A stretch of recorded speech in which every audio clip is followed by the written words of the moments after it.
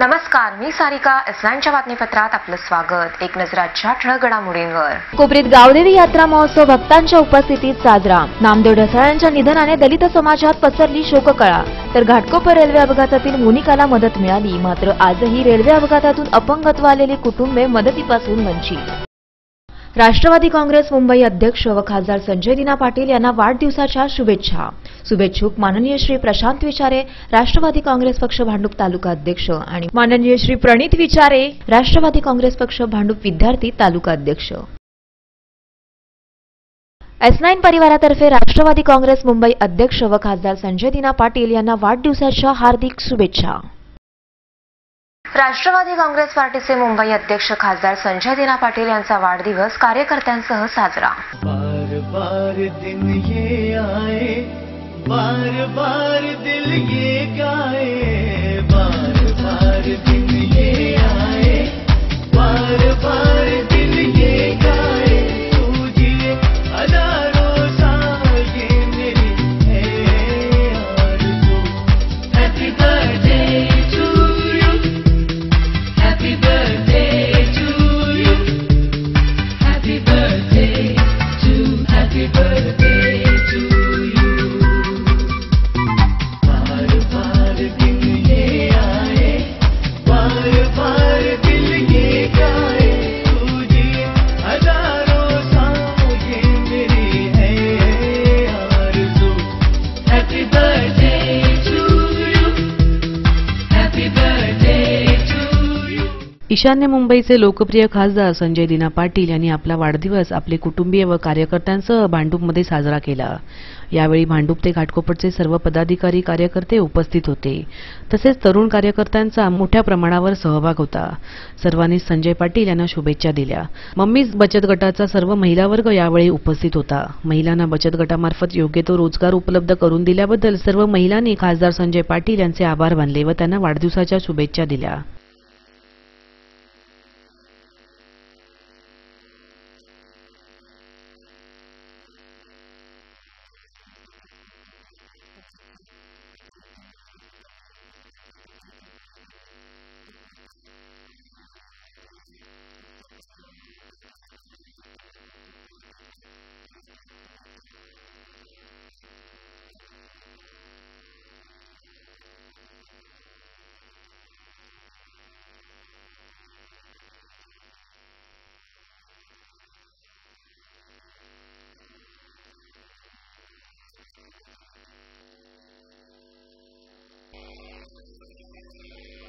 पल्लवी पाटील यांनी S9 मार्फत खासदार संजय पाटील यांना वाढदिवसाच्या शुभेच्छा दिल्या.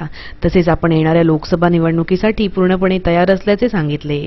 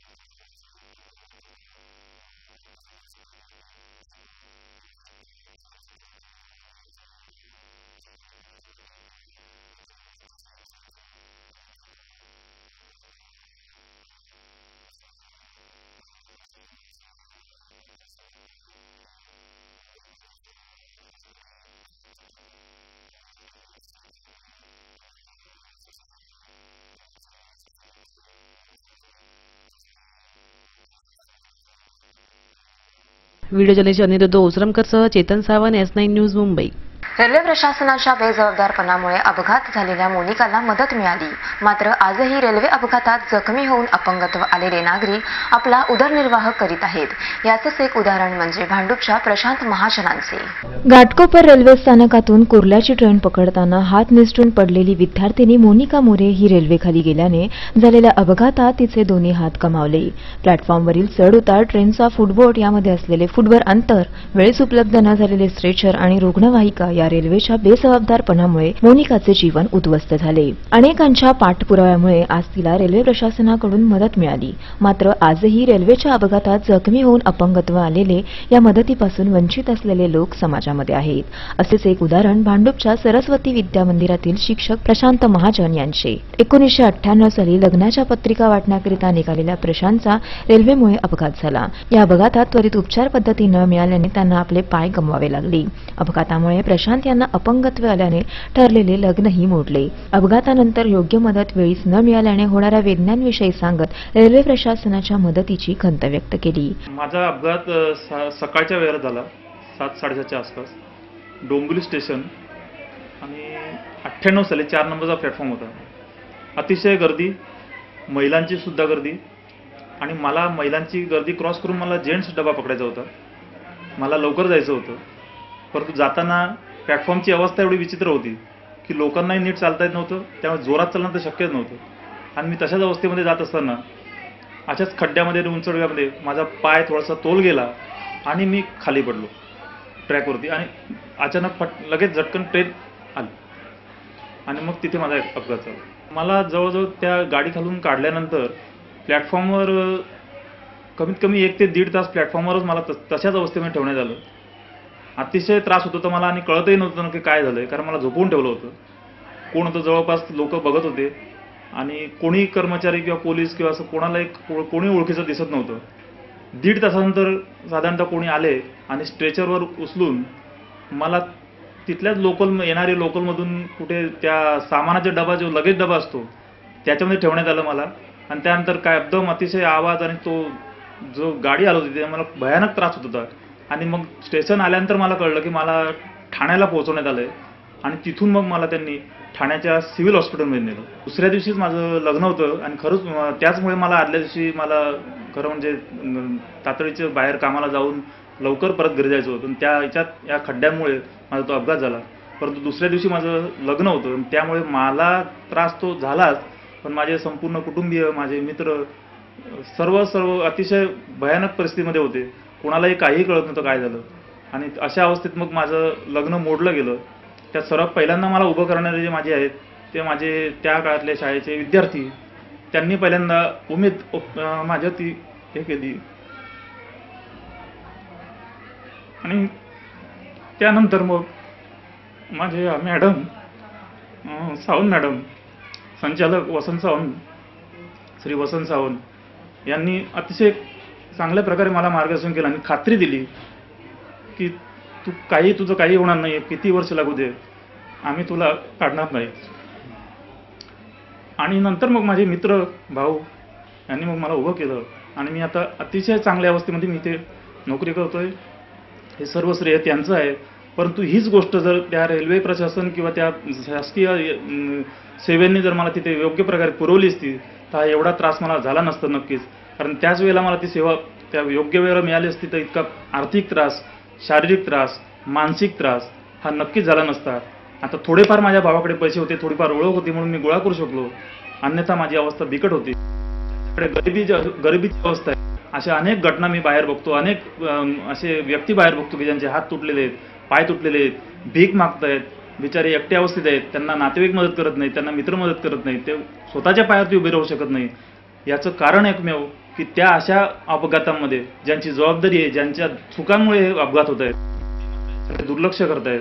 जीवनाशी लढत जगणारे प्रशांत हे आज भांडूपच्या सरस्वती विद्या मंदिरात शिक्षकाची नोकरी करीत आहेत. रेल्वे प्रशासनाच्या बेजबाबदारपणामुळे प्लॅटफॉर्मवर अनेक असुविधा आहेत. यांच्या हलगर्जीपणामुळेच प्रवाशांचे अपघात होतात. दररोज येणाऱ्या बातम्यांमध्ये एक तरीही रेल्वे अपघाताची बातमी असतेच. मात्र या अपघाताला जबाबदार कोण? या अपघातामुळे येणारे अपंगत्व अनेक कुटुंबियांचे जीवन उद्ध्वस्त करते. खरं तर प्रशांत महाजनमध्ये आत्मविश्वास ठासून भरलेला होता, त्यामुळे तो उभा राहू शकला. रेल्वेची चूक असताना, तिथे खड्डा असताना त्याचा पाय मुडपला आणि त्याचा ॲक्सिडेंट झाला.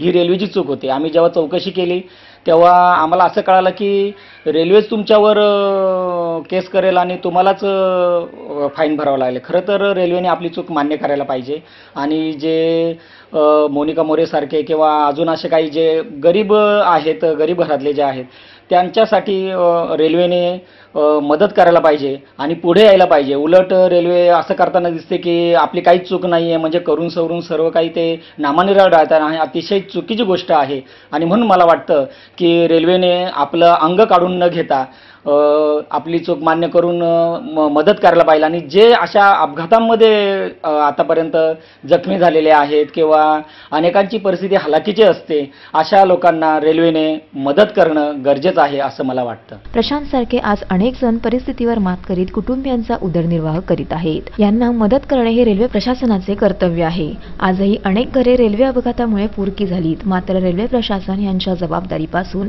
पळवाट काढीत आहे. व्हिडिओ जर्नलिस्ट योगेश सह मयूर घाग, S9 न्यूज, मुंबई. S9च्या बातमीपत्रात वेळ झाली अल्पशा विश्रांतीची. Waiting for property prices to come down? Great value deals on homes and loans await you in Thane. MCHI Credai presents Thane Property Expo 2014. 17th to 20th Jan 2014, Highland Garden, Dhokali Road, Kolshet, Thane West. S9च्या बातमीपत्रात आपलं स्वागत. कोपरी येथे गावदेवी सेवा मंडळाच्या वतीने चिखलादेवी यात्रा महोत्सव साजरा. कोपरी येथे चिखलादेवी गावदेवी हे जागृत देवस्थान आहे. 1857 पासून येथे या देवीचे स्थान असून या देवीचा यात्रा उत्सव सोहळा येथे साजरा केला जात आहे. विविध धार्मिक उपक्रम, देवीची संपूर्ण गावातून पालखीची वाजत गाजत मिरवणूकही काढली गेली. त्याचबरोबर परिसरातील स्थानिक महिला देवीची खणानारळाने ओटीही भरत आहेत. या यात्रेचे 49वे वर्ष असून मंदिराचा गाभारा 55 किलो चांदीचा वापर करून बनविण्यात आला आहे.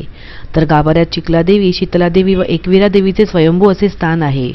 गावकऱ्यांनी यात्रा सोहळ्याचे औचित्य साधून 1.5 लाख किमतीचा रत्नजडित असा मुखवटा देवीला अर्पण केला आहे. पौष महिन्याचे औचित्य साधून देवीची विधिवत अशी पूजा या यात्रा सोहळ्याला केली जाते, अशी माहिती दिलीप पाटील यांनी दिली.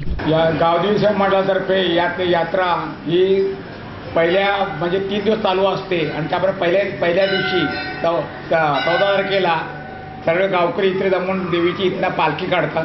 ते अख्ख्या कोपरी परिसरात कोपरी गावातनं फिरून वाजत गाजत आणि गावातल्या स्त्री पुरुष वेगवेगळे ड्रेस म्हणजे परिधान करून वाजत गाजत येत असतात आणि मध्ये मध्ये काही लोकांच्या स्पर्धा चालल्या असतात, स्पर्धा वगैरे चालू असतात. त्याचप्रमाणे गावातले काही लोक मनोभावे इथे जिथे देवीची पालखी थांबते तिथे मनोभावे त्यांची पूजा केली जाते. गावदेवी नवसाला पावणाऱ्या असल्यामुळे आणि स्वयंभू असल्यामुळे इतर आता पूर्वी फक्त आगरी आणि कोळी लोक आणि भंडारी लोक गावदेवीची पूजा करत होते, पण देवी पावणारी असल्या आणि स्वयंभू असल्यामुळे आज इतर समाजसुद्धा सिंधी, पंजाबी आणि इतर जे इथे राहायला खूप परत लोक राहायला आलेत ते सुद्धा देवीची मनोभाव पूजा करतात आणि पौषपौर्णिमेची रात्री लाखोच्या संख्येचे उपस्थित राहून देवीचं दर्शन घेतात. ज्यांचा नवस पूर्ण होतो त्यांच्याप्रमाणे ते आपला नवस पूर्ण करतात. देवीला काय वस्तू अर्पण करतात, काही सोन्याच्या चांदीच्या वस्तू वगैरे अर्पण करतात. परिसरातील महिलांनी खणानारळाने मंदिरात देवीची ओटीही भरत दर्शनाचा लाभ घेतला. सिंधी, गुजराती बांधवी या देवीचे दर्शन घेऊन सोहळ्यात सहभागी होतात. त्यांनी या देवीचा महिमा S9शी बोलताना व्यक्त केला. देवी गावदेवी फार महत्त्वाची देवी आहे. हर गोष्टीला ती जागृत आहे आणि प्रत्येकाने कोणीही कुठलाही नवस केला ती नवसाला पावते आणि गावामध्ये प्रख्यात आहे. ही गावदेवी बोलल्यानंतर संपूर्ण आपल्या कोपरी एरियातली ग्रामदेवता आहे. ती प्रत्येकाला नवसाला पावते आणि प्रत्येकाचे दुःख निरसन करते. ती आम्ही आज एवढ्या वर्षापासून बघतो, कमी कमी 40-50 वर्ष झाली. या गोष्टीला लहानाचा मोठा झाला 60 वर्ष वय आहे. याच्यामध्ये आम्हाला आजपर्यंत तिथं संपूर्ण साथ लाभलेले आहे. ये हमारी देवी है, जागृत देवी है. इसकी यहाँ जो है उनका सब मनोकामना पूरा होता है. आज तक कोई ऐसा शख्स नहीं यहाँ से बिना मनोकामना के पूजा है। अब 2-4 वो ये काम हो जाते हैं। ये जागृत देवी है। नवसाला पावणारी व स्वयंभू अशी या ग्रामदेवतेची ख्याती असून यात्रा सोहळा मोठ्या उत्साहात साजरा होत आहे. व्हिडिओ जर्नलिस्ट अनिरुद्ध ओसरमकरसह सारिका साळुंके, S9 न्यूज ठाणे. साहित्य क्षेत्रात दबदबा असलेले दलित पॅथरचे संस्थापक अध्यक्ष पद्मश्री नामदेव ढसाळ यांच्या निधनाने दलित समाजावर पसरली शोककळा. राजकारण, समाजकारण व साहित्य क्षेत्रात दबदबा असलेले दलित पॅन्थरचे संस्थापक अध्यक्ष विचारवंत पद्मश्री नामदेव ढसाळ यांचे काल निधन झाले. डॉक्टर आंबेडकर चळवळीला दिशा देण्यासाठी अहोरात्र कष्ट उपसणाऱ्या ढसाळ यांच्या निधनाने दलित समाज आज पोरका झालाय. दलित तरुण व महिलांवरील अन्यायाचा सामना करण्यासाठी व त्याला रोखण्यासाठी अमेरिकेतील ब्लॅक पॅन्थरची प्रेरणा घेऊन 1972 साली त्यांनी दलित पॅन्थरची स्थापना केली. आंबेडकरी चळवळीचे आक्रमक असे अध्यक्षपद 45 वर्ष भूषवित दलित तरुणांच्या मनातील धगधग त्यांनी व्यक्त केली. वादाविरोधात सर्व शक्तीनिशी झेपावलेल्या ढसाळ नावाच्या पॅन्थरने मराठीच नाही तर जागतिक साहित्य विश्वावरही आपली मोहर उमटवली होती. रिपब्लिकन पक्षामध्ये ऐक्य होण्यासाठी त्यांनी अथक परिश्रम केले. दलित आणि साहित्यातील धगधगता निखारा विझल्याने दलितांनी आपल्या प्रतिक्रिया व्यक्त करीत श्रद्धांजली अर्पण केली. त्यांची चळवळ ही ऍक्च्युली खरोखर जवानांना तरुणांसाठी खूप महत्वाची होती. त्यांनी जी चळवळ चालू केली पॅन्थरची त्याच्यामुळे तरुणांमध्ये उत्साह वाढल्यामुळे अन्याय अत्याचार कमी झाले. त्यांच्या चळवळी आज ते गेल्यामुळे आज खरोखर बहुजनांमध्ये व इतर सगळ्या त्यांच्या लोकांमध्ये, नेत्यांमध्ये, साहित्यकांमध्ये खूप शोकाचं वातावरण आहे. असे नेते जर जायला लागले तर चळवळ कमी होत जात चालली. या चळवळीमध्ये त्यांच्यासारखे धाडसी कार्यकर्ते त्यांनी तयार केले. त्यांच्यावर त्यांची चळवळ अजून चालू आहे. दलित पॅन्थर त्यांनी स्थापन केलं आहे. ते दलित पॅन्थर अजूनही चालू आहे. तरी ते गेले असतील तर ते चळवळी स्थापन केलेलं चालूच राहणार आहे. त्यांचं नाव असं नेहमी आजमारच राहणार आहे. त्यांच्या साहित्यामध्ये, त्यांच्या राजकारणामध्ये, प्रत्येक गोष्टीमध्ये त्यांचं नाव असंच अमर आहे. ही आमची हे आहे त्यांना श्रद्धांजली. 1972 पासून ते चळवळीचे म्हणजे कार्यकर्ते होते. त्यांना एवढे म्हणजे गरिबाचे दिवस काढले की टॅक्सी चालू त्याला ती पॅन्थर स्थापना केली. ते चळवळीचे म्हणजे साहित्य आपले गेले तर ते आपण फार दुःख वाटते आम्हाला. झालं त्यांना चांगले म्हणजे कार्यक्रम ते म्हणजे भरपूर चांगलं काम केलं आहे. त्याच्याबद्दल आम्हाला तिथे फार दुःखच ठोकायला लागेल. दलित पॅन्थर संस्थापक आणि पॅन्थर आज आमच्यातून निघून गेला याचे आम्हाला खूप दुःख वाटतंय. आणि त्यांचं जे काव्यसंग्रह आहे ते त्यांनी जे कविता, त्यांचे जे काव्यसंग्रह, त्यांचे कादंबरी लिहिलेले आहेत ते अतिशय छान आहेत आणि त्याच्या प्रत्येक शब्दामध्ये आग आहे. आणि ते शब्द म्हणजे आम्हाला सुचत नाही ते काय बोलतं काय वाटत नाही. आणि असा नेता, रिपब्लिकन पक्षाचा एक नेता, एक छान नेता आणि एक कवी आणि एक झुंजार व्यक्तिमत्व असं आमच्यातून निघून गेलेलं आहे. त्याचं आम्हाला अतिशय दुःख वाटतंय. आणि त्यांचे जे काव्यसंग्रह आहेत त्यातून काहीतरी घेण्यासारखं आहे समाजाला. आणि ते बऱ्याचशा लोकांनी ते घेतलेलं आहे आणि ते घ्यावं. तरुण पिढीने, तरुणांनी त्या काव्यसंग्रहांचा विचार करावा असं मला वाटतंय. आणि मी माझ्या वतीने, रिपब्लिकन पक्षाच्या वतीने त्यांना भावपूर्ण श्रद्धांजली अर्पण करतो. व्हिडिओ जर्नलिस्ट अनिरुद्ध ओसरमकरसह सारिका साळुंके, S9 न्यूज ठाणे. S9च्या बातमीपत्रात वेळ झाली अल्पशा विश्रांतीची.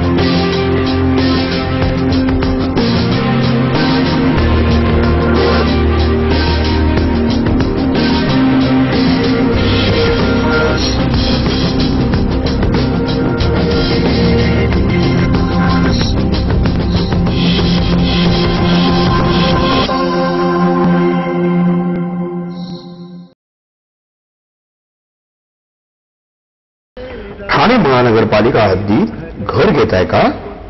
मग ते अनधिकृत तर नाही ना, याची खातर जमा करा. अनधिकृत घर घेणं हा विकणाऱ्यासोबत विकत घेणारा देखील तितकाच दोषी असतो. तेव्हा घराची डोळस खरेदी करा. आपली कुठे फसवणूक तर होत नाही ना? यासाठी ठाणे महानगरपालिका मुख्यालयातील 4थ्या मजल्यावरील बांधकाम विभागात घराचा सर्वे नंबर, टिक्का नंबर याची खातरजमा करा. घराचं स्वप्न अवश्य करूया साकार, पण अनधिकृत घराचा नका करू कधीही विचार. अधिकृत घर म्हणजे उद्याची देखील निश्चिंती. अनधिकृत घराचे दार म्हणजे डोक्यावर कधीही तोडण्याची टांगती तलवार. जगणं तुमचं होऊ दे सुरेल गाणं, स्वच्छ सुंदर आणि अधिकृत घरांचं हसरं ठाणं.